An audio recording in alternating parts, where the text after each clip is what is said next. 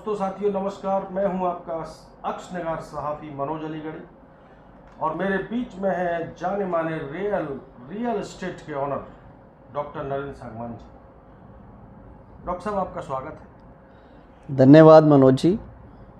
Doctor साहब आपने बड़े संघर्षों के साथ में एक मुकाम हासिल किया है जो प्रेरणादायी हैं। आप नए लोगों के लिए आइकॉन है। जो स्टूडेंट्स हैं वो आपको देखकर प्रेरित हो रहे हैं और आप ही की तरह सक्सेस होना चाहते हैं। तो क्यों ना आपकी सफलता पर हम चर्चा करें। बिल्कुल मनोज जी, क्यों नहीं की जाए। डॉक्टर साहब मैं सबसे पहले आपसे शुरुआत करूंगा कि आपकी जन्म कहाँ हुआ और आपके फादर और परिवार में कितने लोग थे। बहुत अच्छा क्वेश्चन आपने मनोज जी कहा कि भाई, क्योंकि कोई भी अगर एक अच्छा सक्सेस इंसान है तो सक्सेस इंसान की कुछ ना कुछ बैक स्टोरी ज़रूर होती है। तो जैसा कि आपने क्वेश्चन किया कि मेरे जन्म की बात की, तो मेरा जन्म पुराना गाज़ियाबाद ज़िला था, लेकिन करंट का वो हापुड़ ज़िला है। उसके अंदर एक गांव आता है कुराना, सिम्भावली शुगर मिल से करीब 9 किलोमीटर इंटीरियर में एक गांव पड़ता है कुराना।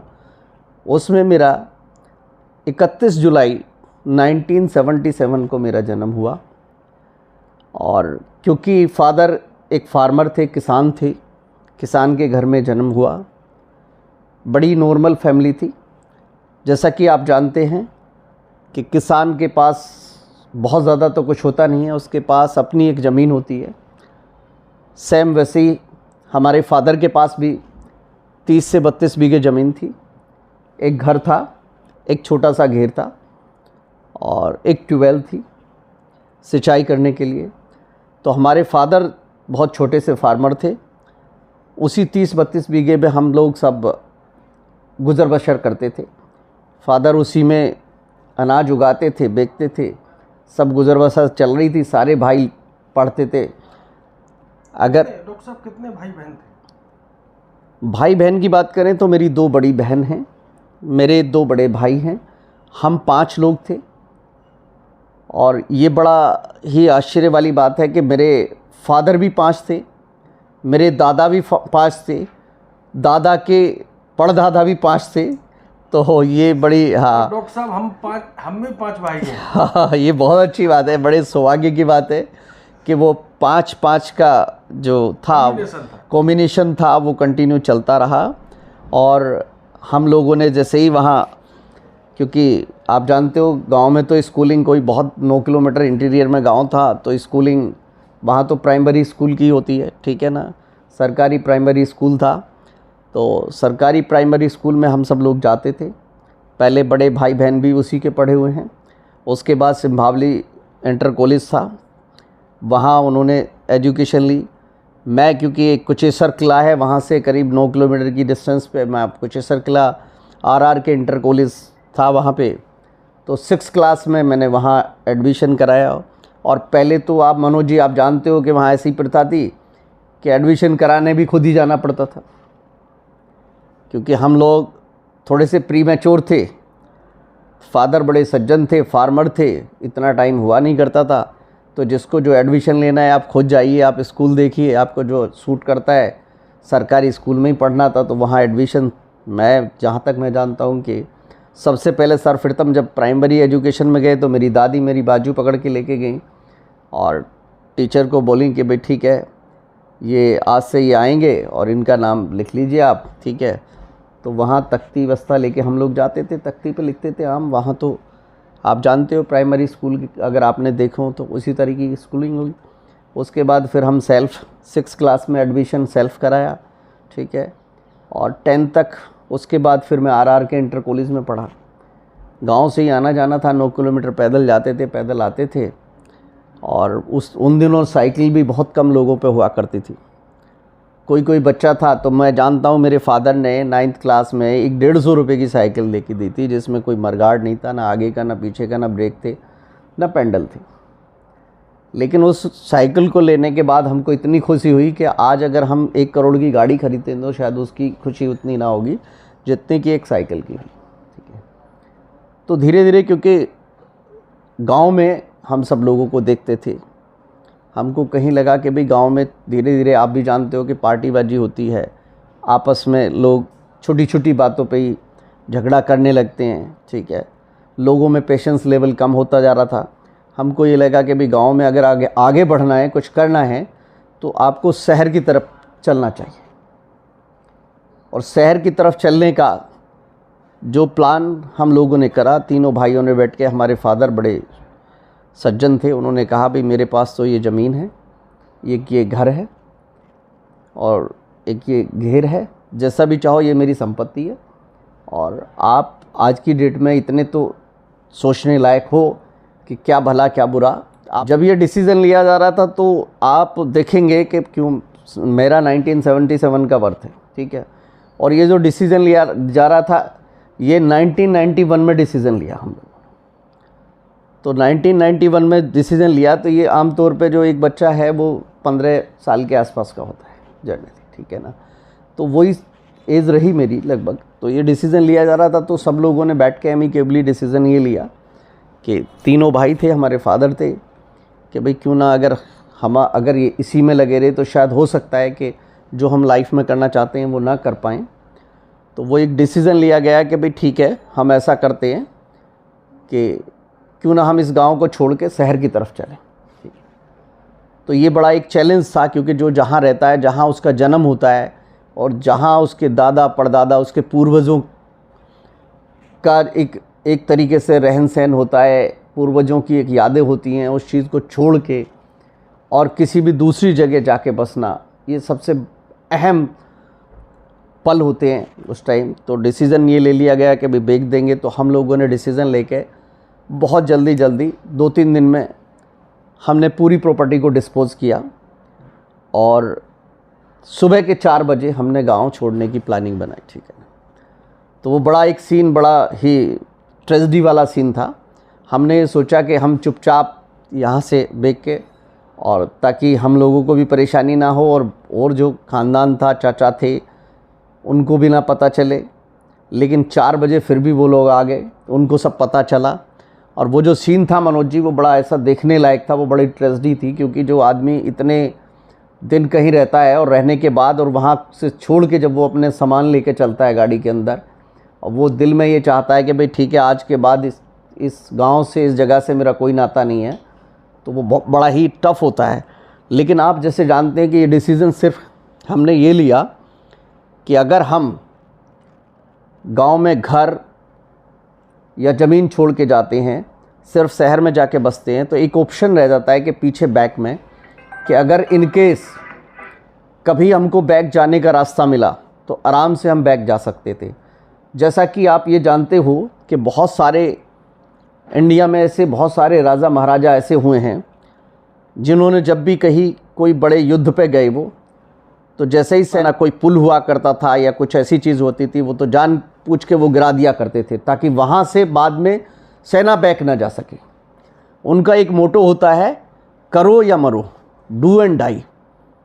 एक ही मैसेज होता था कि पीछे गए तो भी खाई में, और आगे बढ़े तो भी हम युद्ध में।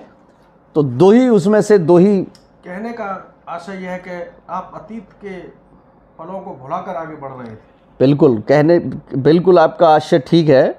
आपका कहने का मतलब, जो आप मेरे कहने का मतलब समझ रहे हैं, वो बिल्कुल ठीक है। हमने यही डिसीज़न लिया कि देखो, अगर हम यहाँ कुछ छोड़ के जाते हैं तो शायद हम कभी भी, हमारे दिमाग में ये आता है कि ज़रा सी कठिनाई आएगी तो हम बैक टू पवेलियन हो जाएंगे, हम फिर वापस गांव में शिफ्ट हो जाएंगे।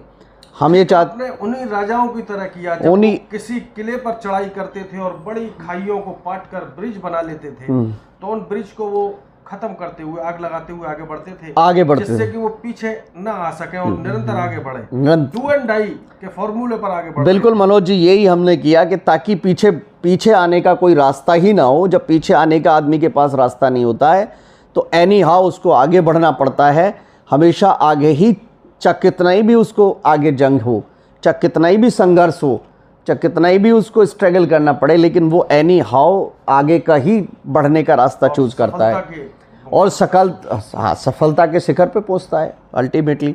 तो हम लोगों ने भी वही किया। उसके आने के बाद, वहाँ से आने के बाद हम लोग हापुड़ में शिफ्ट हुए।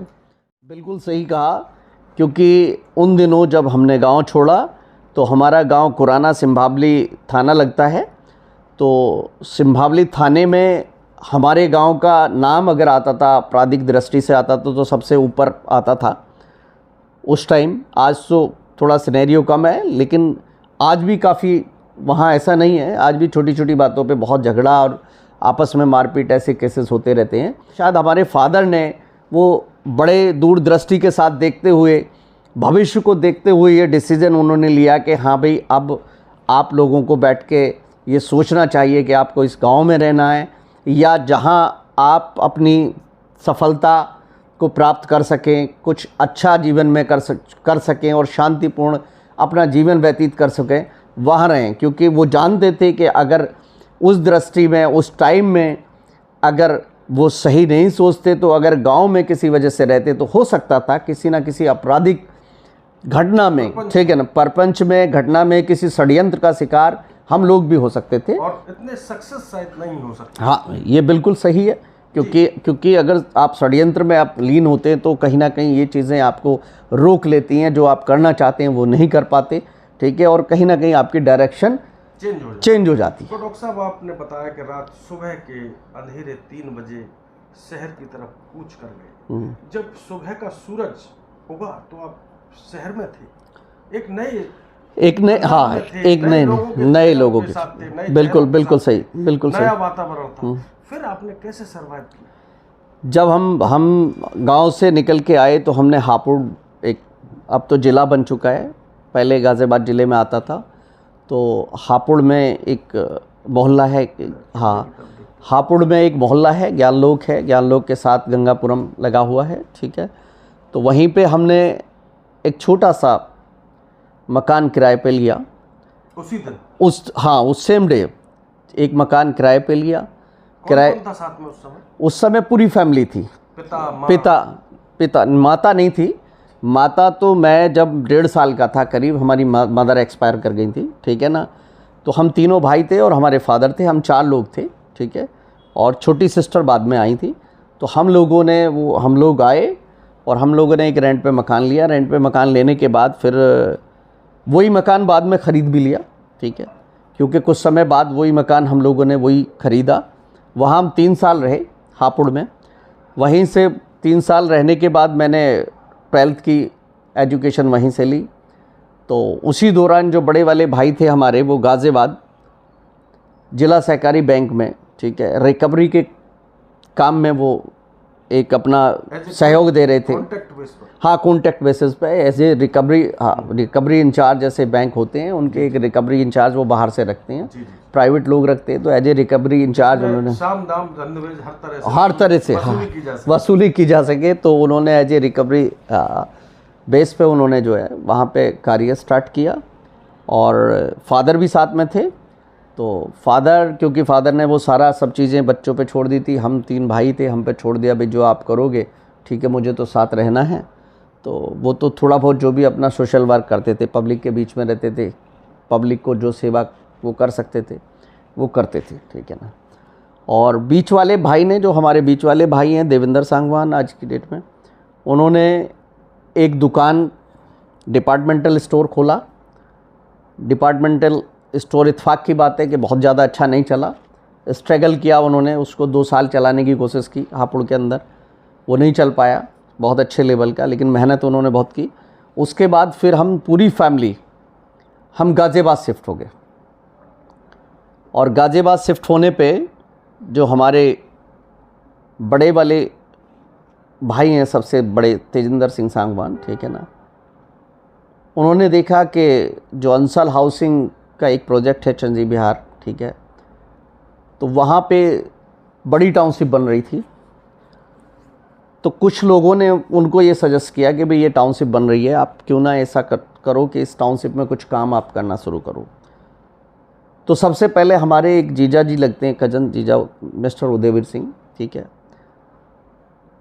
उन्होंने वहाँ कुछ कार्य स्टार्ट किया और उन्हीं के साथ हमारे बड़े वाले भाई तेजिंदर सिंह सांगवान ने स्टार्ट किया। उसके बाद फिर बीच वाले भाई उन्हीं के साथ कार्य में लग गए। उन दिनों मैं ग्रेजुएशन कर रहा था, काम स्टार्ट किया, वो रियल एस्टेट का काम था। रियल एस्टेट में जो ज़्यादा सबसे पहले सेल परचेज़ का काम आता है कि जो जितने भी मकान हैं उनको कैसे बेचा जाता है, ठीक है ना, कैसे कस्टमर्स को समझाया जाता है, वो सारा स्टार्टिंग में, सबसे पहले स्टार्टिंग में सेल परचेज़ का काम स्टार्ट किया। फिर उसी के साथ साइट डेवलपमेंट का कुछ काम मिला, साइट डेवलपमेंट का काम स्टार्ट किया, ठीक है।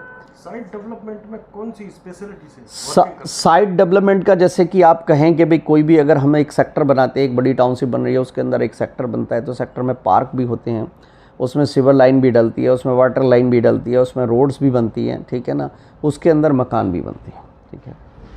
तो कुछ time as a sale purchase का जब काम करते हैं, एज ए एजेंट वर्क काम करने पे के बाद, एज ए रियल्टर्स काम करने के बाद, एज ए डेवलपर काम स्टार्ट किया कि एक ब्लॉक को लेके हमने ब्लॉक को डेवलप करना स्टार्ट किया।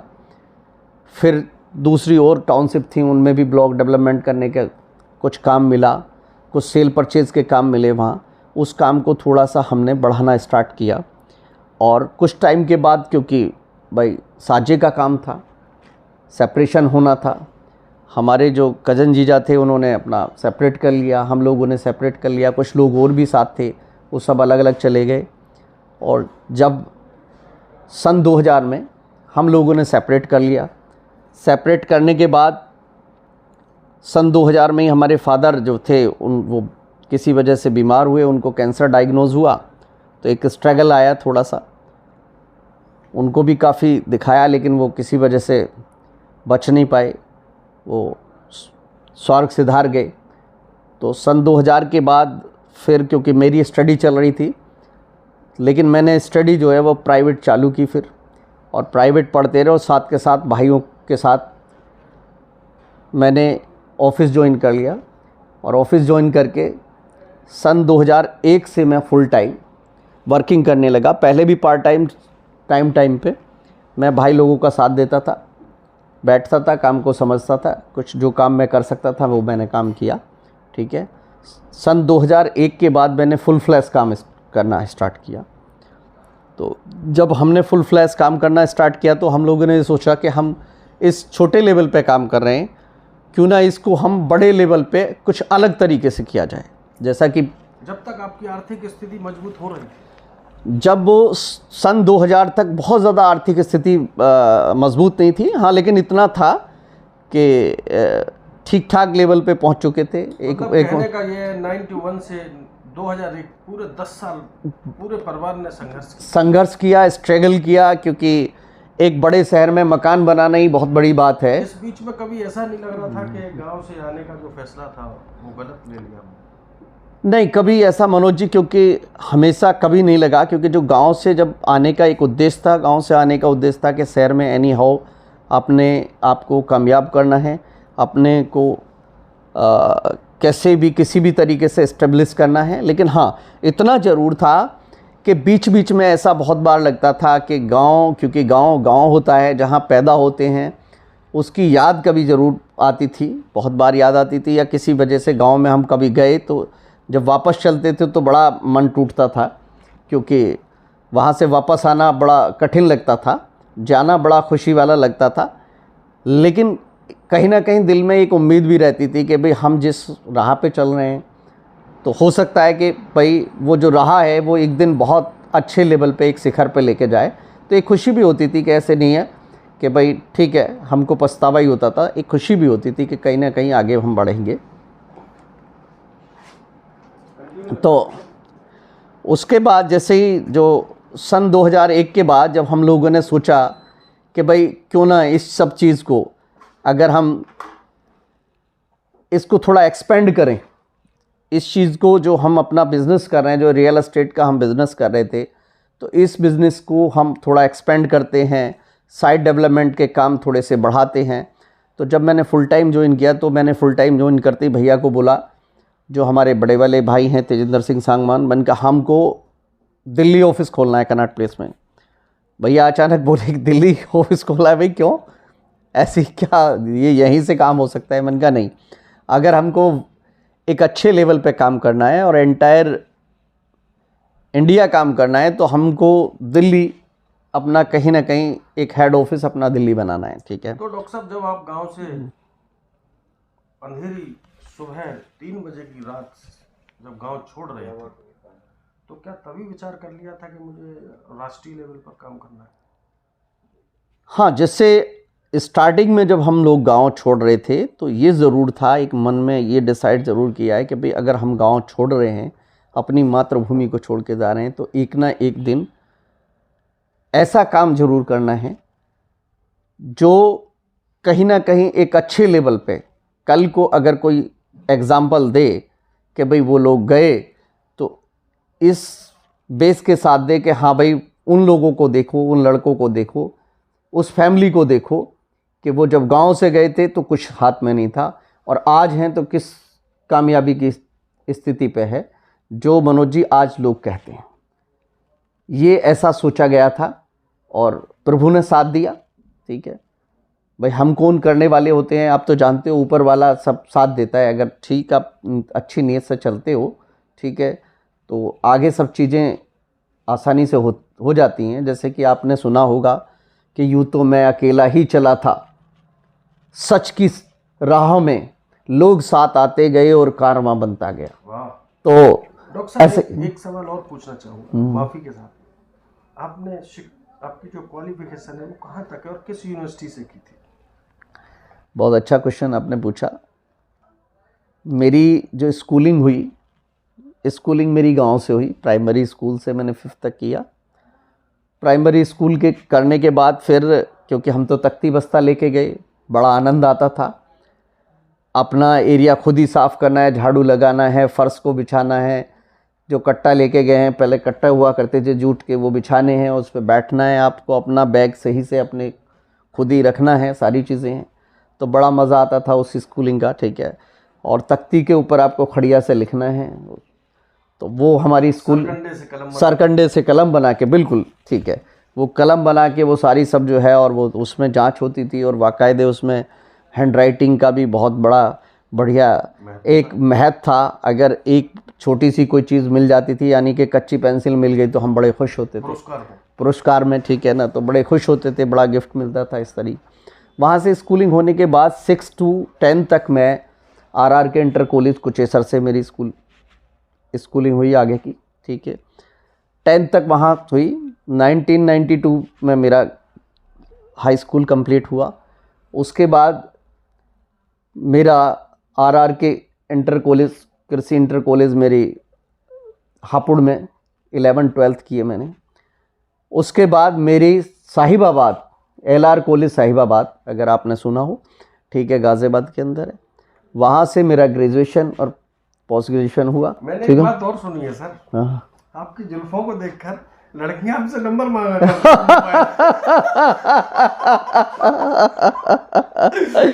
मैंने सुना है कि भाई नरेंद्र का मोबाइल नंबर हमें दिलवा दो, उनको चॉकलेट दी जाएगी। ऐसा मनोज जी, आप वैसा तो नहीं, लेकिन हाँ मेरी ये है कि जुल्फ तो पहले से ही लंबी रही है। ठीक है ना, वो तो एक जो है शौक था कि भाई जुल्फ लंबी, और और हर कोई आपकी जो हम उम्र रही होंगी उस समय, वो लाजमी था आपका नंबर लेना उनके लिए। नहीं, डेफिनेटली भाई, ऐसा नहीं है, आप जानते थे पहले भी कोएड में हम लोग पढ़े हैं, तो लेकिन पहले क्या था, पहले 12th तक तो सेपरेट क्लासेस होती थी, आप जानते थे, क्योंकि हम जो सरकारी स्कूल के थे, सरकारी स्कूल में ज़्यादातर मेल और फीमेल सब अलग अलग सेक्शन हुआ करते थे। ठीक है ना, तो ज़्यादातर क्योंकि हम तो अलग सेक्शन में पढ़े हैं। हाँ, इतना ज़रूर है, जब एलआर कॉलेज में हम आए, ठीक है, तो डिग्री कॉलेज में क्योंकि वो कोएड था, ठीक है ना, तो वो उसमें भाई मेल भी फीमेल भी सब लोग थे, तो ऐसा नहीं, अच्छा रहा, बहुत बढ़िया, उसका वो टेन्योर भी बहुत अच्छा गुजरा। ठीक है, आप जानते ही हो कि भाई ठीक है, जब एक बच्चा 10+2 करके आता है, इंटरमीडिएट करके आता है, और वो जैसे ही ग्रेजुएशन में आता है तो उसको लगता है कि मैं हाँ बहुत अच्छी जगह आ गया, तो अल्टीमेटली होता है जैसा सब लोगों के साथ होता है वो होता ही है। जब एक बच्चा जवान होता है तो अल्टीमेटली निगाहें कहीं ना कहीं दाएं बाएं जाती हैं। ठीक है, और लोग भी इंटरेस्ट लेते हैं। ठीक है, तो ये तो एक लॉ ऑफ नेचर है, इसको हम निगाहों का जो इधर उधर निगाहें जा रही थी, उससे उन निगाहों से सक्सेस के ऊपर कुछ प्रभाव पड़ा? नहीं, कभी नहीं, कभी नहीं, बल्कि हमने ये देखा कि जो आपके सहपाठी हुआ करते थे, जो मित्र लोग थे, चाहे उसमें मेल हो चाहे फीमेल हो, कहीं ना कहीं जो पहले लोग थे, कहीं ना कहीं लोगों के अंदर इतने संस्कार थे और इतनी सज्जनता और इतनी होती थी कि कहीं ना कहीं वो अगर कोई बहुत अच्छा दोस्त भी है तो वो कुछ ना कुछ सिखाने की कोशिश करता था। और हम लोग पहले टाइम में बुरा भी नहीं मानते थे, क्योंकि बहुत से यार दोस्त हमारे सामने हमारी कोई बुराई कर रहे हैं, कोई कमी को बता रहे हैं और वो ये भी बता रहे हैं ऐसे कर लो, तो हम लोग बहुत कम बुरा मानते थे। जबकि आज की डेट में मनोज जी, अगर आप देखो किसी भी बच्चे को तो बहुत जल्दी इस बात को वो कहीं ना कहीं फील कर जाते हैं, ठीक है, कहीं ना कहीं नेगेटिव वे में ले लेते हैं। लेकिन वो दौर एक ऐसा था, उसमें हंसी मजाक में ही आपकी कमियों के ऊपर बहुत चर्चा हो जाती थी और आपको पता भी चल गया, ठीक है, लेकिन आपने बुरा भी नहीं माना। अगले दिन वही दोस्त मिलते थे, सारा सब कुछ है। तो ऐसा नहीं था, लोग थोड़े से आज के मुकाबले में मैं ये कहूँगा कि लोग ज़्यादा प्योरीफाई थे, लोग बड़े दिल से साथ रहते थे, ठीक है। ऐसा नहीं है कि फिरका परस्त नहीं थे पुराने दोस्त, या मौका परस्त नहीं थे। मौका परस्त नहीं थे। मैंने ये देखा था कि उन दिनों में 1-2 रुपये जेब में होते थे, लेकिन सपोज करो 1-2 रुपये का ही उसने 1 किलो अमरूद लिए, तो अगर 10 दोस्त थे तो 10 दोस्त बांट के खाते थे। अगर एक के घर से खाना आया है तो ये नहीं होता था, तो कभी कभी ये होता था एक के घर से खाना आया, 2 के घर से नहीं आया, तो तीनों ने मिल के खा लिया। एक ने पता चला, एक ने छोले लिए, एक के पास रोटी थी, मिल के खा लिए, ठीक है ना। तो पहले में और अब में थोड़ा सा ये अंतर था। तो डॉक्टर साहब, हमारी बात चल रही थी कि जब आपने भाई से अपना प्रपोजल रखा कि मैं दिल्ली कनॉट प्लेस पे ऑफिस खोलना चाहता हूँ, तो उसमें डांट सुनने को मिली आपको या आपके निवेदन को स्वीकार किया गया? उसमें जब जैसे प्रपोजल रखा गया तो पहले तो उनके लिए शॉकिंग था कि भाई ठीक है, क्योंकि मैंने फुल टाइम तभी ज्वाइन किया था, ज़्यादा टाइम नहीं हुआ था। वैसे तो मैं रियल एस्टेट में उनके साथ ही था, लेकिन फुल टाइम ऑफिस ज्वाइन किया था मैंने उस टाइम। तो शॉकिंग था कि भाई एक दिन एकदम बैठने के बाद और एकदम ऐसा प्रपोजल है कि भाई वहाँ भी खोलेंगे, यहाँ भी खोलेंगे। तो फिर लेकिन धीरे धीरे वो चीज़ें उन्होंने मानी, ठीक है, वो भी समझ रहे थे कि भाई ठीक है। ये आपको ऐसा क्यों महसूस हो रहा था? क्या फ्लैट कल्चर की शुरुआत थी उन दिनों, जो आपको लग रहा था कि हम इस प्रोजेक्ट में यकीनन कामयाब होंगे? मुझे इसलिए ऐसा महसूस हो रहा था क्योंकि कनॉट प्लेस के अंदर अगर देखा जाए तो ज़्यादातर बिल्डर्स जो पुराने टाइम के थे, उनके सभी बिल्डर्स के office near by Connaught place थे। लगभग आप 30 वर्ष पुरानी बात कर रहे हैं, या 30 वर्ष पहले इतना प्रचलन नहीं था फ्लैट कल्चर का, जो पिछले 2 दशक से हम लोग अपने सामने देख रहे हैं। रातों रात इमारतों में तब्दील हो गए। ये जिस मार्ग पर आपने अपना ये प्रोजेक्ट बना रखा है, यहाँ पर तो बड़ा भय लगता था आने में, यहाँ जंगल हुआ करता था। बिल्कुल सही मनोज जी, आप जो उसी समय में दिल्ली और उसके आसपास की शुरुआत थी फ्लैट कल्चर की, तो आपको कैसे महसूस हो रहा था कि हम इस प्रोजेक्ट में यहीं से सक्सेस होंगे, कहीं और से नहीं? मनोज जी, क्योंकि कोई भी नई चीज़ आती है तो जब भी कोई, जैसे कि ग्रुप हाउसिंग थी वो इंट्रोड्यूस हो रही थी, मल्टी स्टोरी इंट्रोड्यूस हो रही थी, तो वो आप जानते हो कि छोटे शहर में तो चलना उस टाइम, क्योंकि लैंड बहुत ज़्यादा थी, और लैंड जब ज़्यादा होती है तो वो वर्टिकल ग्रोथ कभी भी नहीं होता है, हॉरिजेंटल ग्रोथ होता है। तो प्लॉट फॉर्म में और मकान की फॉर्म में लोग जो प्रॉपर्टी परचेज़ करना चाहते हैं, कनॉट प्लेस में हमारा खोलने का उद्देश्य ये था कि एक तो कनॉट प्लेस में जो ज़्यादातर जितने भी बिल्डर्स थे उस टाइम के, जो बहुत अच्छे, जैसे DLF, अंसल, बड़े बड़े जो बिल्डर्स थे, इस तरह के सभी के ऑफिस कनॉट प्लेस में थे। तो हमारा ये उद्देश्य था कि अगर हमको रियल एस्टेट में ही काम करना है और इसी में बड़े शिखर पे जाना है, तो हम जहाँ और बड़े बिल्डर्स के ऑफिस हैं, हम क्यों ना हम ऑफिस वहीं बनाएं, ताकि उसी सर्कल में रह के हम वर्किंग करें। सवाल फिर खड़ा होता है, वो लाखों करोड़ों अरबों प्रोजेक्ट लगाकर आगे बढ़ रहे थे और आप खाली हाथ आगे बढ़ने का प्रयास कर रहे थे, महज ऑफिस बनाकर। बिल्कुल बिल्कुल, आपने सही क्वेश्चन पूछा। अगर मुझे कोई भी बड़ा काम और अच्छा काम करना है तो पहले तो मुझे उस तरह की मंडी में जाना। मैं अगर सरल शब्दों में आपको समझाने की कोशिश करूं, अगर मुझे कल को बड़ी आड़त लगानी है तो मुझे पहले मंडी में जाके बैठना होगा। पहले मैं उस मंडी में बैठूंगा, क्योंकि मेरा जो टारगेट था, हमारा जो मिशन और विज़न था, वो कहीं ना कहीं एक एज ए बिल्डर अपने को इस्टेब्लिश करने का था। तो सबसे पहले हमने ये सोचा कि जहाँ बिल्डर्स के ऑफिस हैं, जिस लोकेलिटी में, जिस विसिनिटी में वो लोग रह रहे हैं, हम वहीं ऑफिस बनाएं और उनके संपर्क में आके, ताकि उनके साथ मिलके पहले काम किया जाए और बाद में फिर इंडिविजुअली किया जाए। क्योंकि हम लोगों पे इतना धन था नहीं कि हम डायरेक्टली बिल्डर का कोई भी प्रोजेक्ट स्टार्ट करें, क्योंकि बहुत लैंड बहुत पैसे की आती है, बहुत पैसे का डेवलपमेंट होता है, इतना आसान नहीं होता। तो जो लोग, जो प्लेयर्स, जो अच्छे बिल्डर्स उस सेक्टर में, हाँ, सक्सेस बिल्डर उस सेक्टर में काम कर रहे थे, पहले ही रियल एस्टेट सेक्टर में वर्क कर रहे थे, तो हमने पहले कोशिश की कि उन्हीं जो बिल्डर्स के साथ जाके पहले रहने की, उनके साथ मिलके काम करने की, उनके साथ कोई भी काम स्टार्टिंग किया जाए। उसके लिए एक ज़रूरी था कि हमने एक कनॉट प्लेस में ऑफिस बनाया।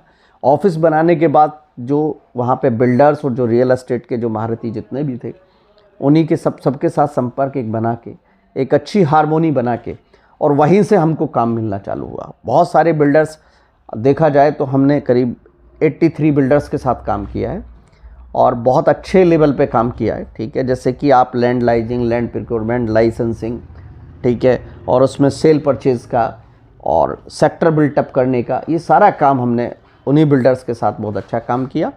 और वहाँ से मनोज जी जैसे धीरे धीरे सीखते सीखते, क्योंकि 2006 में एक ऐसा टाइम आया कि जब ये लगा कि भाई अब काफ़ी कुछ नॉलेज आ चुकी है, ठीक है ना, और क्यों ना इस चीज़ को आगे बढ़ाया जाए, ठीक है। डॉक्टर साहब, आपने 2001 से 2006 तक देश की राजधानी दिल्ली में अपने दमखम को दिखाने की कोशिश करी। इन 6 वर्षों में कोई आपको ऐसा झटका लगा हो या बहुत ही साथियों ने आपको नीचे गिराने की कोशिश की हो, कुछ ऐसा जो दर्शक और हम लोगों को साझा करें आप, जो जीवन में बड़ी महत्वपूर्ण चीज सीखी हो वहां से आप? क्योंकि बड़ी मछलियों के साथ तो जाना, बिल्कुल बिल्कुल सुना है हमने कि बड़ी मछली के साथ सक्सेस होना बड़ा खतरनाक होता है। बिल्कुल कुछ ऐसा बिल्कुल सही आता है, अनुभव होगा कि जो आप साझा कर सकते हैं। उन 6 वर्षों में बहुत सारे अप्स एंड डाउन्स आए। पहली बात तो क्योंकि अपने आप को एक छोटे शहर से, मैं कहूँगा कि गाज़ियाबाद से उठा के, और एक कनॉट प्लेस जैसे एक बड़े शहर में, वो भी कनॉट प्लेस में 12 खम्बा रोड के ऊपर अपना ऑफिस जमाना, वहाँ अपने आप को इस्टेब्लिश करना, वहाँ जितने भी थे रियल एस्टेट के बड़े प्लेयर्स थे, उनके साथ आपको चलना। तो बहुत सारे ऐसे भी होते हैं कि आप, कुछ आपके फ्रेंडली होते हैं, कुछ आपसे जलते भी हैं, ईर्ष्या भी रखते हैं, तो गिराने की भी कोशिश करते हैं। तो बहुत ऐसा अप डाउन रहा, बहुत जगह मॉनेटरी भी लॉस हुए कई, ठीक है ना।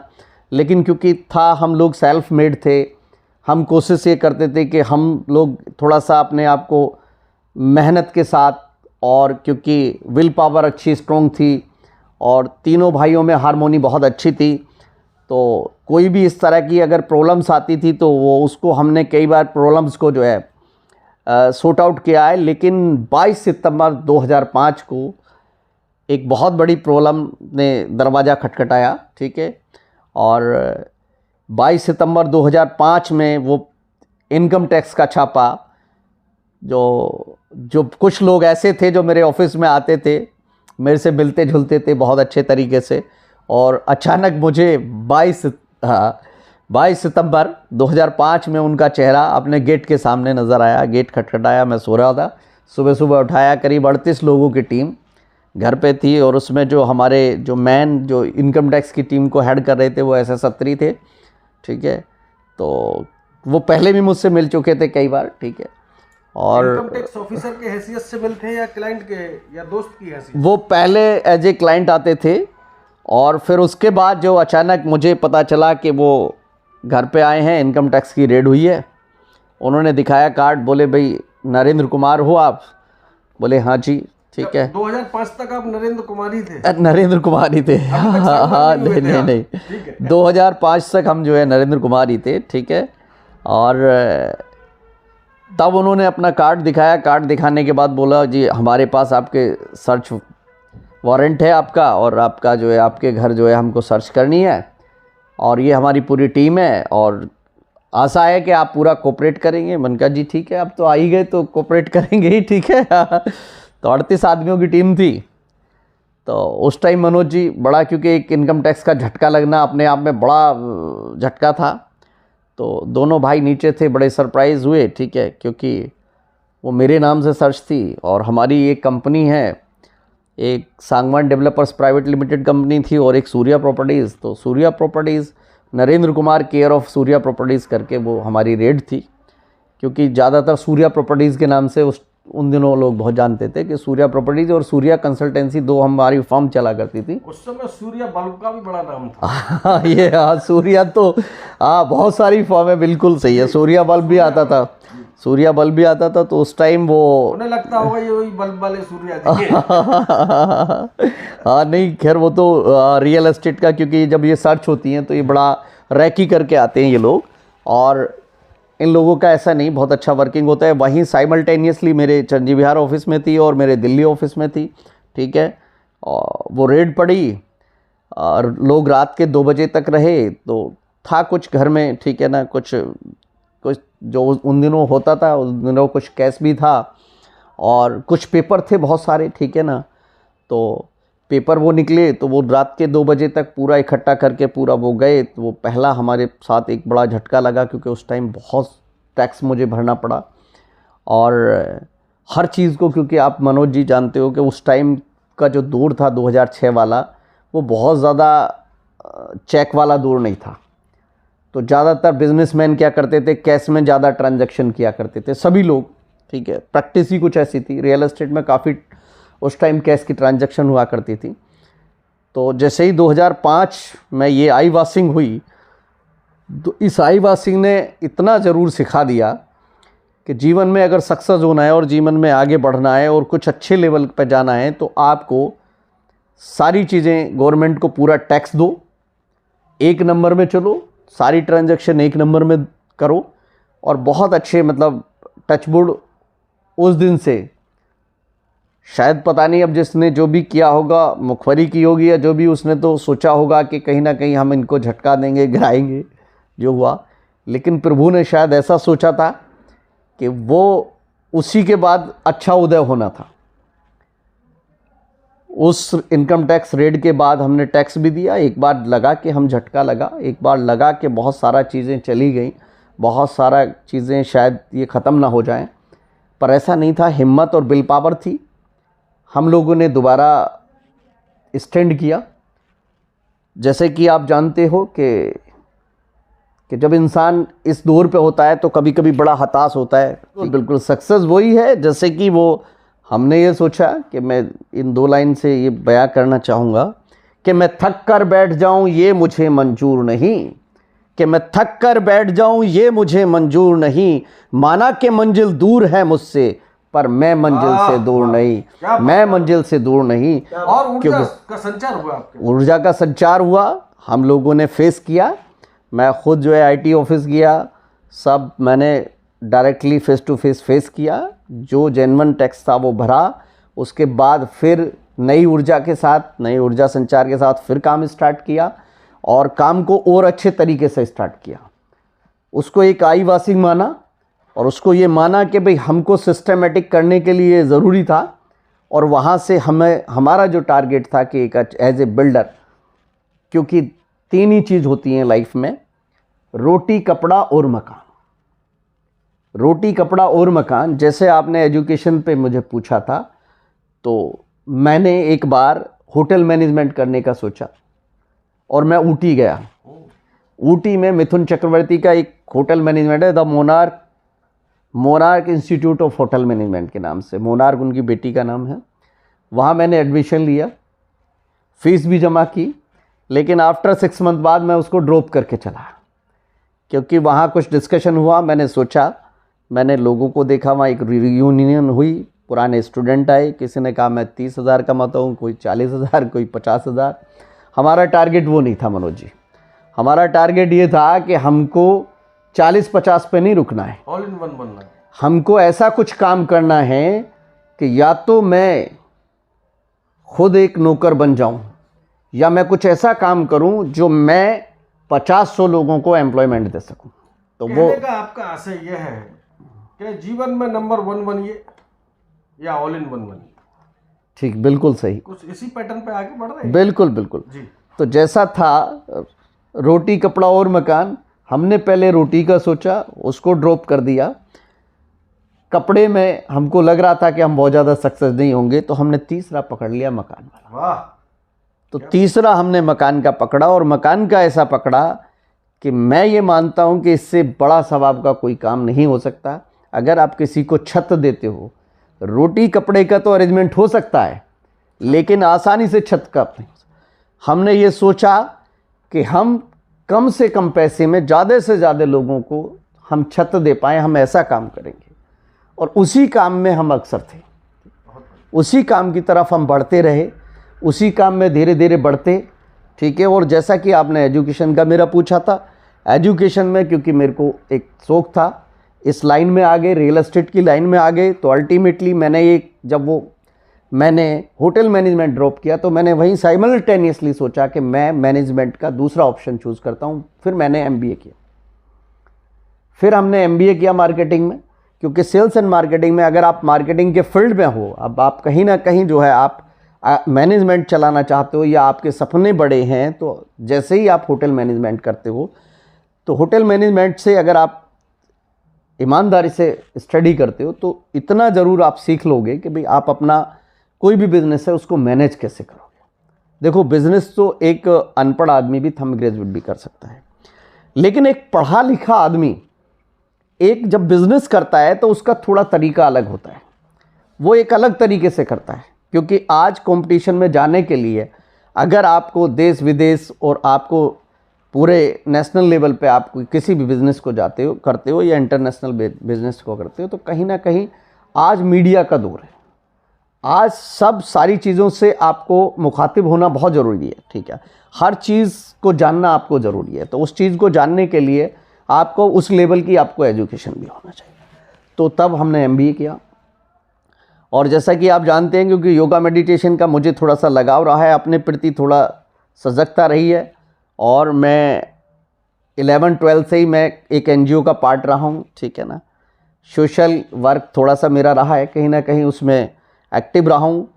तो आगे चल के, क्योंकि योगा की क्लासेस अखिल भारतीय योगा संस्थान था गाज़ियाबाद में, उसकी क्लासेस लेते रहते थे हम लोग, सेमिनार अटेंड करते रहते थे। तो वहीं से हमने फिर योगा में MA किया, MA करने के बाद फिर योगा में PhD करी। तो हिमालयन गढ़वाल यूनिवर्सिटी से ये सब हमने MA और MA में PhD की, योगा में PhD की MA के बाद। तो और उसके बाद बहुत सारी सेमिनार भी अटेंड की, और ऐसा नहीं है, एज ए योगा इंस्ट्रक्टर मैं आउट ऑफ इंडिया भी गया। लेकिन क्योंकि आप जैसे जानते हैं कि बिज़नेस में अगर इंसान बहुत ज़्यादा व्यस्त हो जाता है तो बहुत ज़्यादा इन सब चीज़ों पे ध्यान नहीं दे पाता।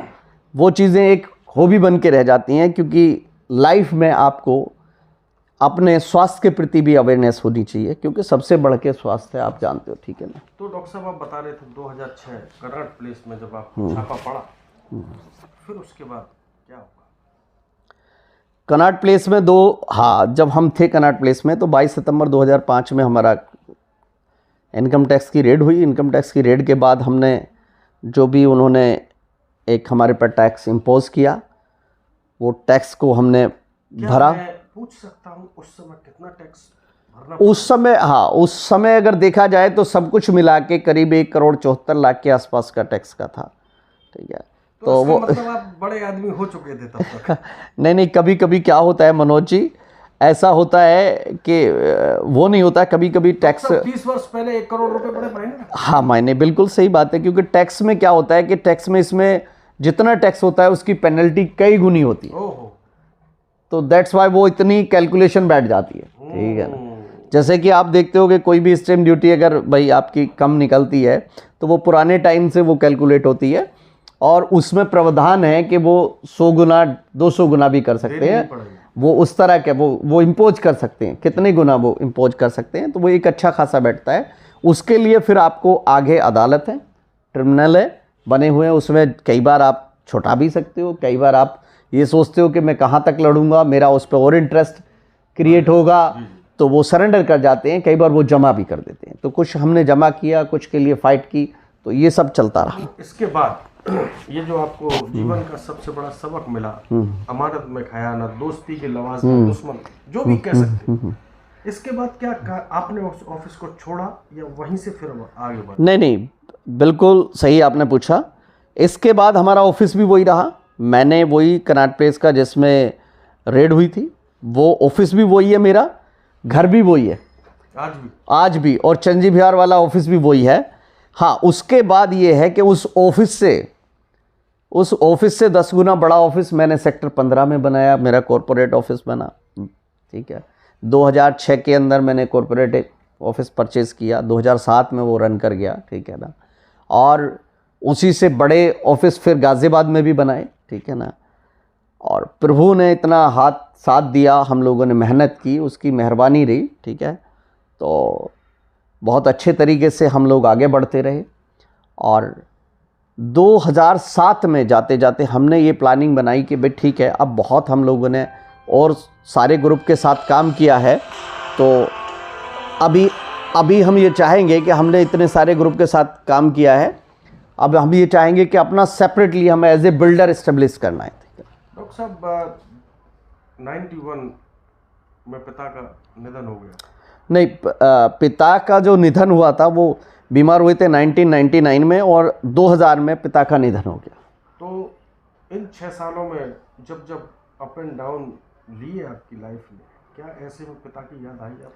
हाँ, पिता की याद तो हमेशा आती है। बीच में बहुत फादर का नाम लेके, हाँ, हमारे जो फादर हैं वो स्वर्गीय कालीचरण सिंह नाम था उनका, और वो हमारे फादर कम दोस्त की तरह ज़्यादा रहते थे। बहुत हमेशा प्यार से वो, आज हमारे फादर ऐसे थे कि आज तक उन्होंने किसी को तू करके नहीं बोला, हमेशा आप ही बोलते थे या तुम कहते थे। ठीक है, छोटे बच्चे को भी वो कभी जो है नाम से नहीं पुकारते थे, और बहुत ही सज्जन थे। और वो हमेशा सिखाते थे कि बेटा, पहली बात तो वो हमेशा ये कहते थे कि लाल तो गूदड़ों में भी नहीं छिपते हैं, शरीर में अगर आपके जान है तो फटा कपड़े में भी आप सुंदर लगते हो। ठीक है ना, तो पहली बात तो वो हमेशा यही कहते थे कि आपको स्वस्थ रहना बहुत ज़रूरी है। दूसरी बात हमेशा ये कहते थे कि बेटा, आज आप किसी का पैसा चालाकी से, ठीक है, आज पैसा मार लोगे, आज रख लोगे, आज ले लोगे, आज चालाकी से उससे ले लोगे, लेकिन कल आपको विद ब्याज लौटाना पड़ेगा। तो वो हमेशा कहते थे कि हमेशा जीवन में ऐसे काम करना, ठीक है, जो कल को आपको उसके लिए रात में सोते हुए सोचना ना पड़े। ऐसा करना, ऐसा अपना दिनचर्या रखना कि रात को जब बिस्तर पर जाओ तो आपकी आत्मा आपको ना झंझोड़े, हमेशा ऐसे काम पे चलना। और मेरे फादर जो थे स्वर्गीय कालीचरण सिंह, वो उनका जब ये गाज़ियाबाद में हम रहने लगे तो वो मिलिट्री की डिस्पोजल की गाड़ियाँ ऑक्शन होती थी, वो उसका काम करते थे। उनकी महीने में एक गाड़ी ऑक्शन होती थी, उसमें 20-30 हज़ार रुपये उनको बचते थे। जितने भी पैसे बचते थे वो सब गरीबों की मदद में लगाते थे। उनका यही था, किसी को दवाई दिलाना, किसी को परचून का सामान दिलाना, किसी को वो करना। वो वाकई बहुत सज्जन और सोशल वर्कर रहे हैं। जिस लेवल का वो कर सकते थे, हमेशा हमने देखा कि उस लेवल का वो हमेशा करते थे। डॉक्टर साहब, यहाँ तक आपने 2007 तक पूरी अपनी कहानी बताई। डॉक्टर साहब, दिल्ली, भारत की राजधानी दिल्ली, यह हर किसी का सपना है कि मैं राजधानी में नौकरी करूं या व्यापार करूं या वहाँ पर एक मकान बनाकर अच्छा सा वहाँ पर रहूं। लेकिन आप, ऐसा क्या हुआ जो 150 किलोमीटर पीछे अलीगढ़ में आ गए? मनोज जी, सन 2004 में मेरी शादी हुई। उससे पहले मैं आउट ऑफ इंडिया गया था, योगा की सेमिनार थी। फाइनली सेमिनार में योगा का एक इंस्टीट्यूट खोलना चाह रहा था लंदन के अंदर, मिडिल सेक्स रोड पे। मेरी एक वहाँ की फीमेल फ्रेंड थी, इंकन सचुरेट, ठीक है। माफ़ी के साथ पूछना चाहता हूँ, आपने बताया मेरा विवाह हुआ 2004 में। तो प्रेम विवाह था या अरेंज मैरिज थी सर? नहीं, अगर आप बिल्कुल सही कह रहे हैं, ऐसा कुछ नहीं था, कोई ऐसी बंदिश नहीं थी घर वालों की कि भाई आपको प्रेम विवाह नहीं करना। पर मनोज जी, इत्तेफाक की बात थी कि कोई इस तरह की कोई कंडीशन स्थिति नहीं बनी कि प्रेम विवाह बने। जो मेरी शादी हुई है वो अरेंज मैरिज हुई है, ठीक है, और वो हाथरस से हुई है। और जैसा कि आपका ये क्वेश्चन था कि भाई अलीगढ़ क्यों आए, क्योंकि हाथरस मेरी ससुराल थी, तो अलीगढ़ से आना जाना लगता था। अलीगढ़ के एक थे सुशील राणा, जिन्होंने वो मेरे संपर्क में आए, उन्होंने एक प्रपोज़ल दिया कि भाई ये लैंड है, अगर आप देखना चाहो तो ये मास्टर प्लान की 60 मीटर रोड के ऊपर है और इसका भविष्य बहुत अच्छा है। तो अगर आप चाहते हो कि कुछ अच्छा बड़ा काम करना तो आप इस लैंड को देख सकते हो। मैंने लैंड देखी, मुझे अच्छी पसंद आई लैंड, लेकिन आप जानते हो क्योंकि यहाँ रास्ते की वजह से बड़ी प्रॉब्लम थी। जब हमने ये स्टार्ट किया 2007 के लास्ट में, हमने सितंबर 2007 में हमने ये लैंड परचेज़ करनी चालू की, तो यहाँ रास्ता नहीं हुआ करता था। जब हम लोग आते थे तो मीरा निहार पे हमारी गाड़ी खड़ी होती थी और हम अपनी लैंड पे इधर पैदल भी नहीं आ सकते थे, क्योंकि बीच में नाला था, नाला अच्छा खासा चलता था। तो कभी कभी लोग मजाक लेते थे, कुछ लोग दिल्ली से मेरे साथ आए लैंड देखने, बोले भाई ये सांगवान जी बड़े पागल हो गए हैं कि जिस ज़मीन पे पैर नहीं रख सकते उस ज़मीन पे ये अपना टाउनशिप बसाने की, जहाँ बसाने की बात करते हैं, ठीक है ना। तो वो चीज़ें कभी कभी डिमोरलाइज़ करती थी, लेकिन ऐसा नहीं। फिर क्योंकि विल पावर थी और सोच थी और कुछ करने का जज्बा था, जुनून था कि कुछ करना है, तो इसलिए वो सब बातें बहुत ज़्यादा उन बातों पे ना सोच के अपनी विल पावर को स्ट्रॉन्ग रखते हुए आगे बढ़ने की कोशिश की जाती थी। इस तरह के नेगेटिव लोगों को साइड कर दिया जाता था। जो पॉजिटिव इंसान है उन्हीं को कोशिश की जाती थी कि उनके साथ ज़्यादा रहा जाए। एक छोटा सा व्याख्या जो मैंने बताया था कि मैं 2003 में मैं लंदन जाने वाला था, तो उसमें क्योंकि 3 में था, इत्तेफाक से मेरा वीज़ा मैंने अप्लाई किया, वीज़ा रिजेक्ट हुआ। घर वालों की ये कंडीशन थी कि भाई अगर आप जाना चाहते हो तो चले जाओ, लेकिन अगर आप नहीं जा पाते हो तो भाई शादी करो और फिर आगे अपना। तो इत्तेफाक की बात ही थे लंदन में फ्रेंड थी आप? हाँ, लंदन की जो, क्योंकि मिडिल 6 रोड पे हम लोग जो है वहाँ एक योगा का सेंटर खोल रहे थे। इंकन सचुरेट और सूजी नाम की 2 लड़कियाँ थी, उन्होंने पूरी तैयारी की। तैयारी करने के बाद वो बाय डिफ़ॉल्ट हमारा वीज़ा हमने अप्लाई किया और हमने विदाउट स्पॉन्सरशिप किया। तो उन्होंने कहा कि भाई आपके मदर फादर हैं नहीं, आप शादीशुदा नहीं हो और आपके ऊपर कोई रिस्पॉन्सिबिलिटी नहीं है। इट मीन्स आप जाओगे वहाँ और सेटल हो जाओगे, आपको तो there is no responsibility on you, ठीक है। तो आप तो वहाँ से वापस आओ ना हो। तो ये करके उन्होंने वीज़ा रिफ्यूज़ कर दिया, ठीक। शायद प्रभु ने, जो हमने ये सोचा जो होता है अच्छे के लिए होता है, हमने ज़्यादा पछतावा ना करते हुए हमने तुरंत आगे बढ़ना स्टार्ट किया। कोई बात नहीं, अगर तो वहाँ नहीं। मैं उनका जो 2 फ्रेंड थी आपकी, उनका फ़ोन आया, संपर्क? हाँ, फ़ोन आया, अभी तक भी संपर्क में है वो। ऐसा नहीं, नहीं, नाराज़गी कुछ नहीं, बस उनको ये लगा कि थोड़ा सा अगर आप हम पहले बताते तो हम स्पॉन्सर करते, उसके थ्रू हम आ सकते थे, क्योंकि उनको लगा उनका एक प्लान थोड़ा सा पीछे हट गया। क्योंकि वो जो इंकन सचुरेट थी वो एक साइकोलॉजिस्ट थी, वो स्कॉटलैंड की रहने वाली थी, वो एज ए साइकोलॉजिस्ट आज भी प्रैक्टिस में है। एक सूजी थी, वो सूजी उसने फिर योगा, कुछ दिन योगा वहाँ सेंटर चलाया, दूसरे एक सेंटर में उन्होंने जॉब की। उसके बाद वो आजकल वो अपना एक छोटा सा बिज़नेस अपना कर रही हैं वहीं पे, ठीक है ना। वो स्वीडन में है आजकल, ठीक है।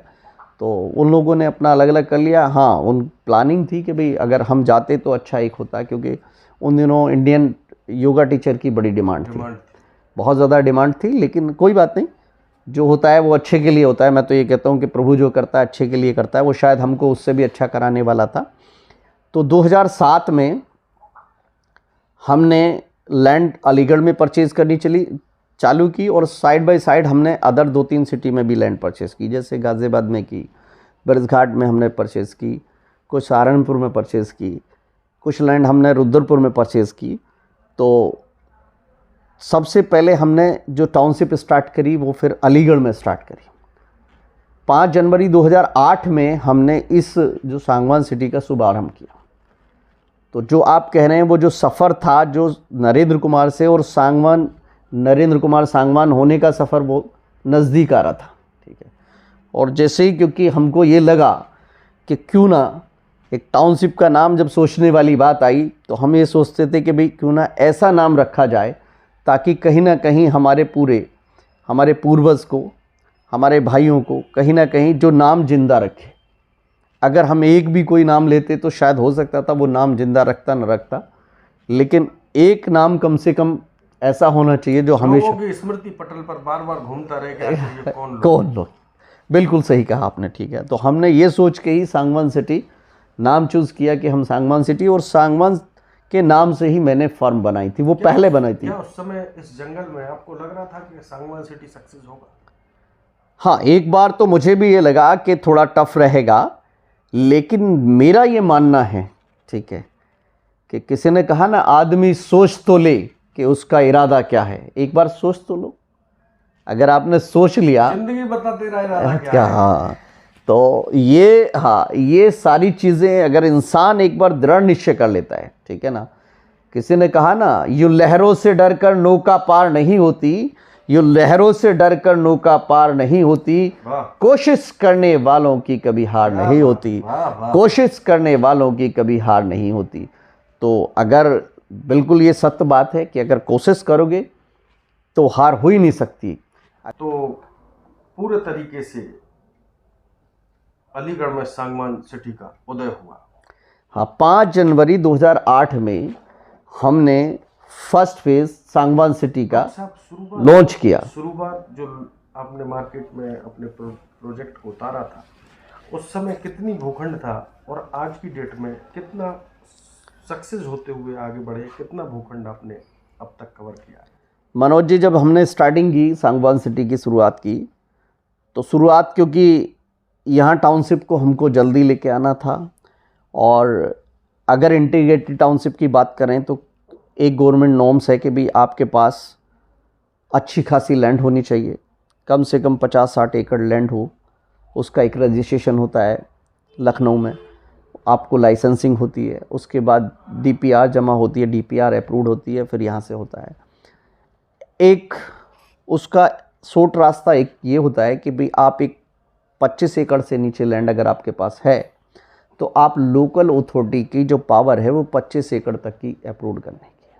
उसके ऊपर अगर आप लैंड ज़्यादा है तो उसके लिए आपको लखनऊ जाना पड़ेगा।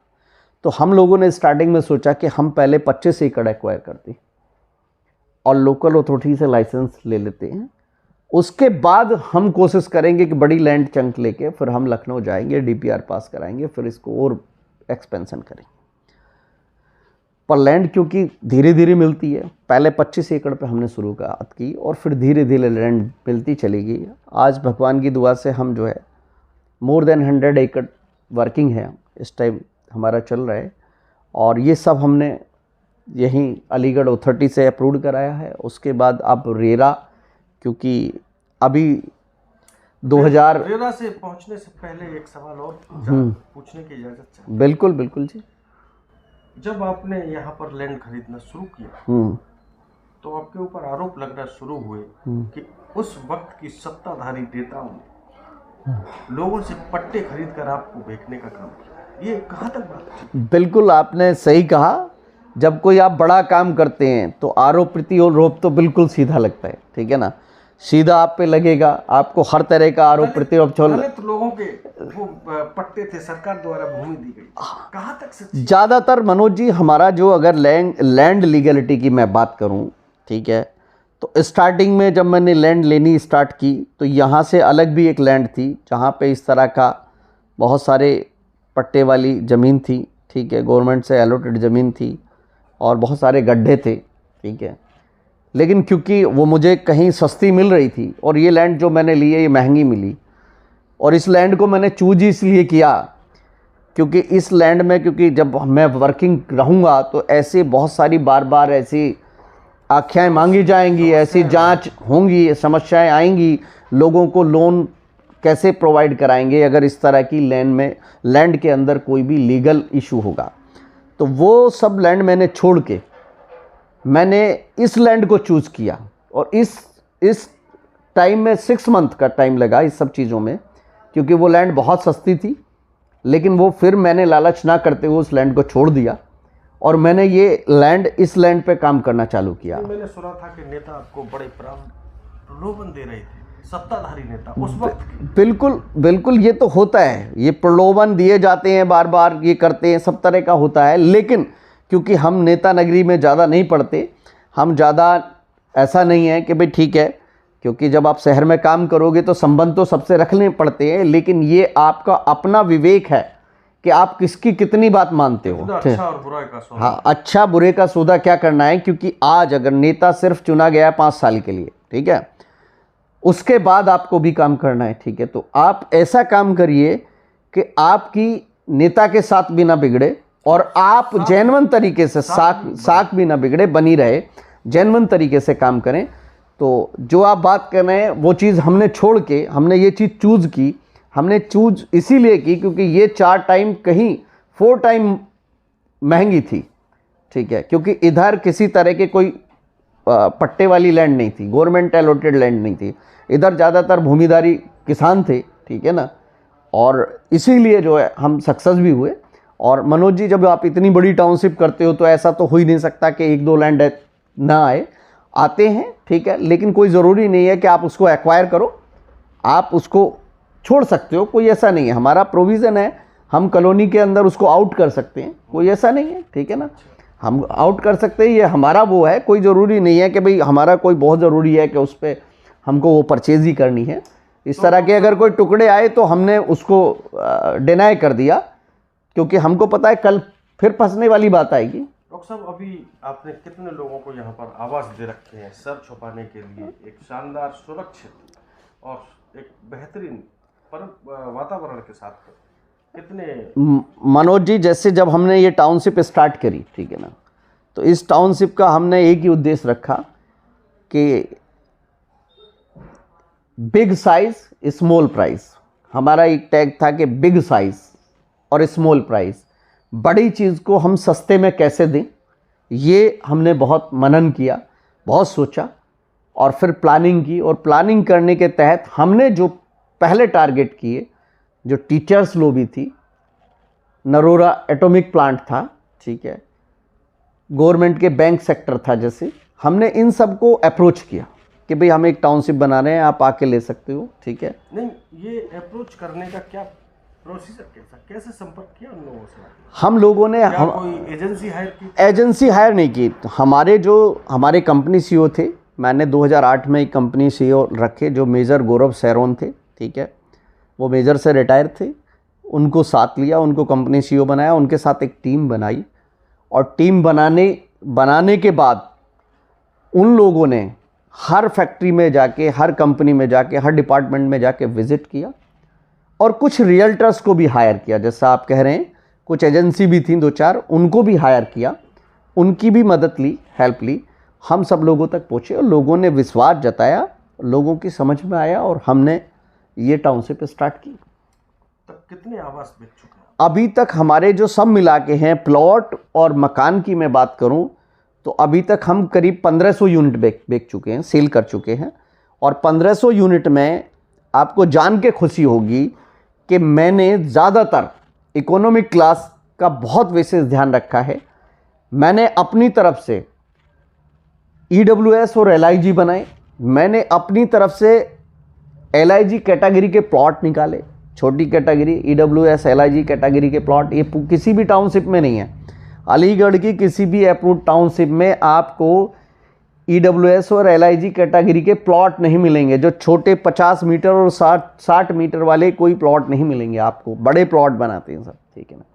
लेकिन क्योंकि हमको ध्यान में था, हमारा ये था कि ज़्यादा से ज़्यादा मैं लोअर मिडिल क्लास को किस तरह मैं मकान मुहैया करा सकता हूँ। तो क्या ये प्लानिंग आपकी उसी 100 गज के प्लॉट से थी जो किराए पर लेकर आपने बाद में खरीद लिया था? बिल्कुल सही कहा, ये प्लानिंग शुरू से ही थी, ये दिमाग में ये लेके चले थे कि भाई तीनों चीज़ों में से एक चीज़ चूज करनी है, रोटी कपड़ा और मकान।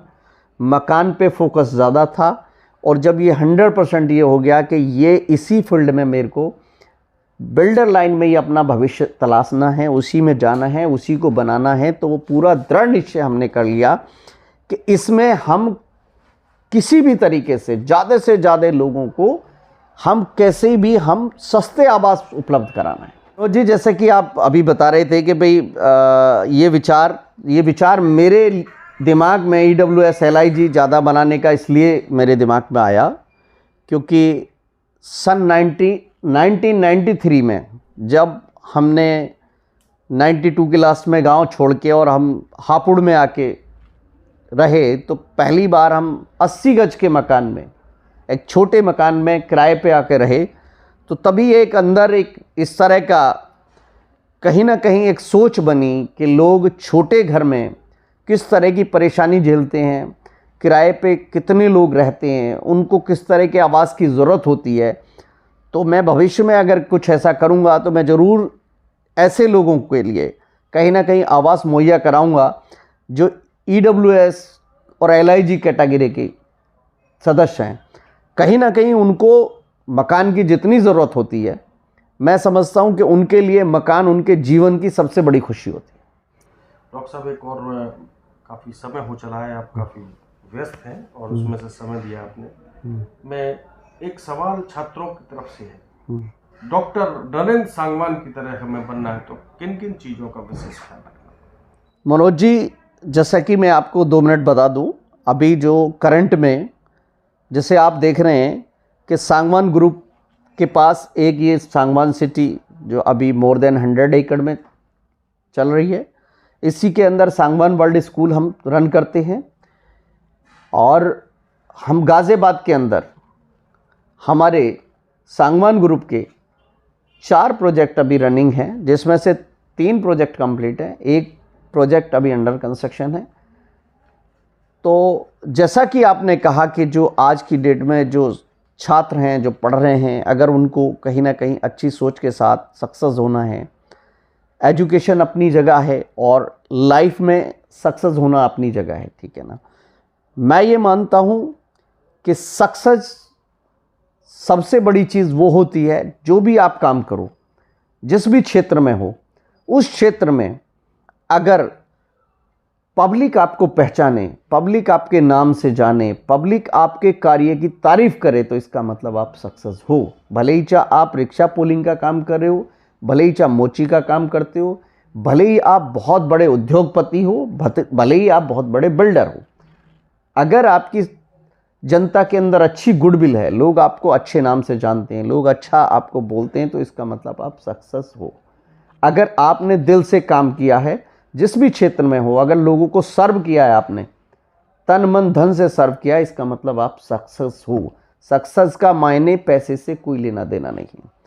जैसा आपने कहा कि एजुकेशन लेवल पर मैं सभी जितने भी हमारे स्टूडेंट हैं, मैं सभी से आग्रह करना चाहूँगा, सभी से विनती करना चाहूँगा कि वाकई अगर रीच पे जाना चाहते हो तो पढ़ना बहुत ज़रूरी है। एजुकेशन आज की डेट में बहुत ज़रूरी है।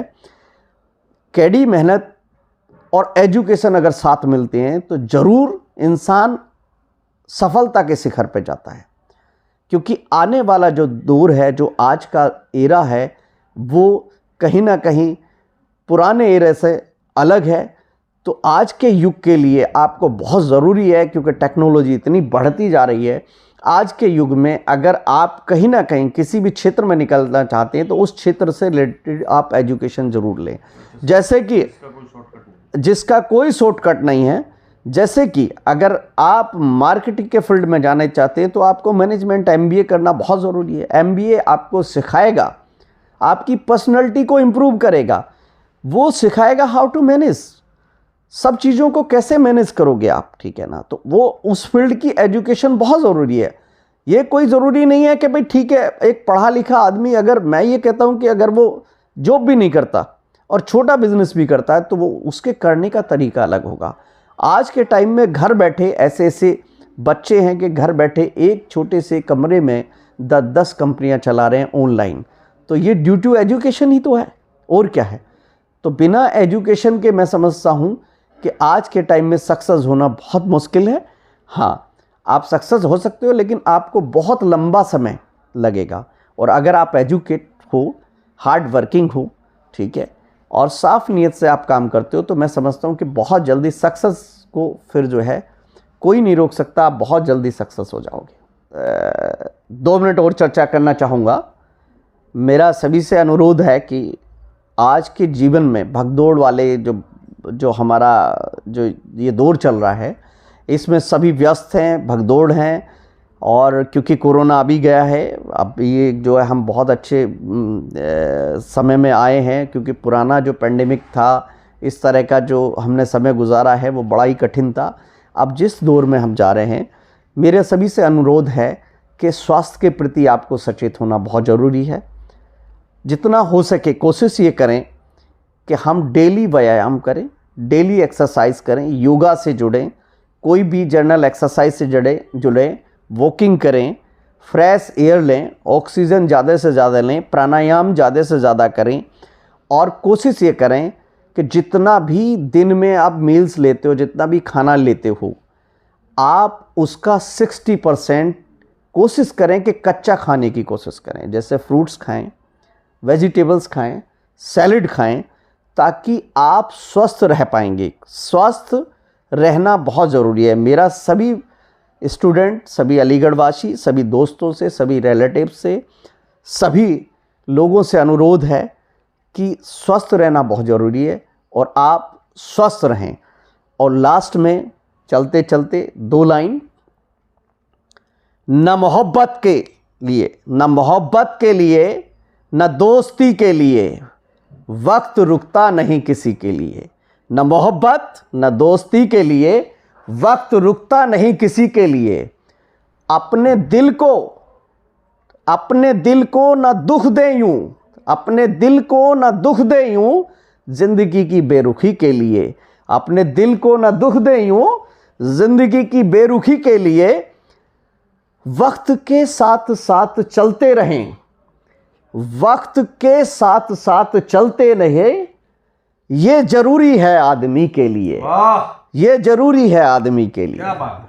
तो साथियों, ये थे मेरे साथ डॉक्टर नरेंद्र सांगवान।